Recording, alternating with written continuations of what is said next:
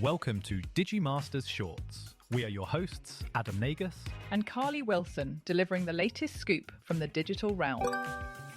A new study from researchers at Harvard and Stanford found that ChatGPT outperformed hundreds of physicians in a complex diagnostic challenge using written case histories and real patient data.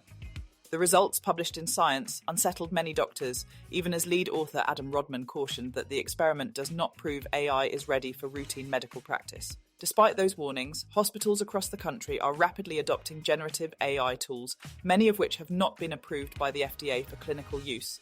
Physicians say the rollout feels unprecedented in a field that typically moves slowly to protect patient safety. While some research suggests AI can help diagnose rare diseases, other studies show that incorrect AI output can mislead doctors and fail to warn patients about medical emergencies. Errors are also appearing in administrative tasks, with some hospitals using AI to draft patient messages that physicians describe as inaccurate or absurd. Many of these tools avoid FDA oversight by classifying themselves as clinical decision support or wellness apps rather than medical devices. Tech companies insist their chatbots do not provide diagnoses or treatment recommendations, even as they market features that interpret lab results and medical scans. Some experts argue that advanced medical chatbots should be licensed and supervised more like physicians, though federal approval efforts could take years. With 80% of doctors reportedly using AI and patients increasingly following suit, the technology is embedding itself in healthcare faster than regulators can respond. Illinois Governor J.B. Pritzker and PsiQuantum CEO Victor Peng are betting big on a quantum computing hub that could redefine America's next tech boom. On the south side of Chicago, a $500 million state-backed innovation campus is rising ARAG-E, anchored by a 300,000-square-foot facility that aims to house the world's first utility-scale fault-tolerant quantum computer. PsiQuantum, valued at $7 billion and backed by major federal funding, is racing to build a machine capable of solving problems beyond the reach of today's supercomputers. Unlike competitors taking incremental steps, the company is pursuing a full-scale, fault-tolerant system from the start, using photonic chips manufactured with semiconductor giant GlobalFoundries. The stakes are both technological and political, as Pritzker positions Illinois to compete with Silicon Valley and China in the global quantum race. Determined not to repeat the talent exodus of the 1990s, the governor is building an ecosystem designed to keep quantum startups and graduates rooted in the state. The project has already attracted major players including IBM and DARPA, while promising new jobs ranging from quantum scientists to cryogenic engineers. Though timelines have stretched and technical hurdles remain, Peng calls the first machine only the end of the beginning of a broader transformation. Even before completion, the partnership between PsiQuantum and Illinois has catalyzed a fast-growing quantum corridor with ambitions as big as the technology itself.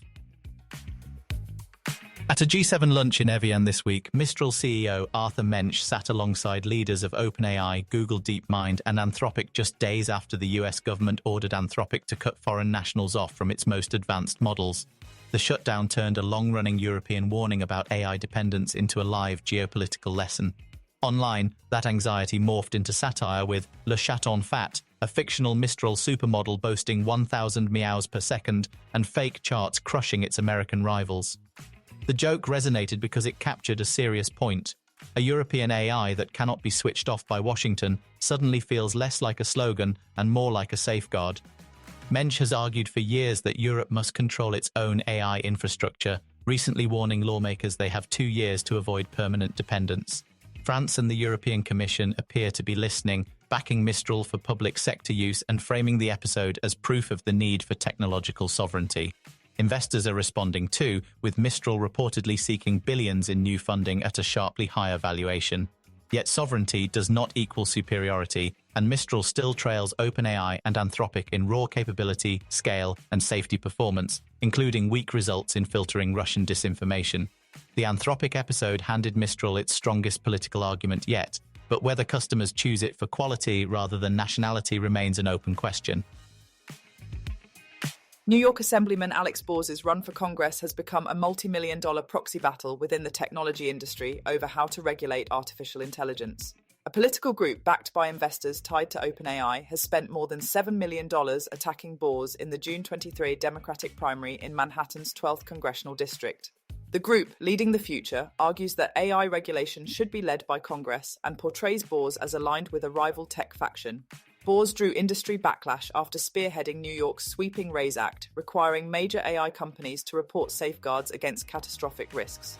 In response to the attacks, political groups partly funded by Anthropic, maker of the chatbot Claude, have poured more than $10 million into supporting Boars, with crypto billionaire Chris Larsen pledging an additional $3.5 million.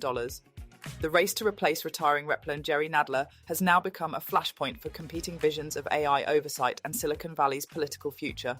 Critics, including rival candidate Jack Schlossberg, argue Boars is caught in a corporate civil war between OpenAI and Anthropic. Supporters counter that the fight reflects a broader ideological divide over whether powerful tech companies should face tougher regulation.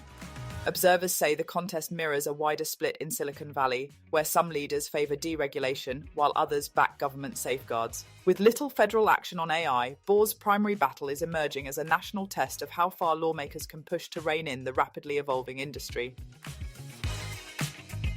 Thank you for listening to today's AI and Tech News Podcast summary. Please do leave us a comment, and for additional feedback, please email us at podcast@digimasters.co.uk. You can now follow us on Instagram and Threads by searching for @Digimaster Shorts or search for Digimasters on LinkedIn. Be sure to tune in tomorrow and don't forget to follow or subscribe.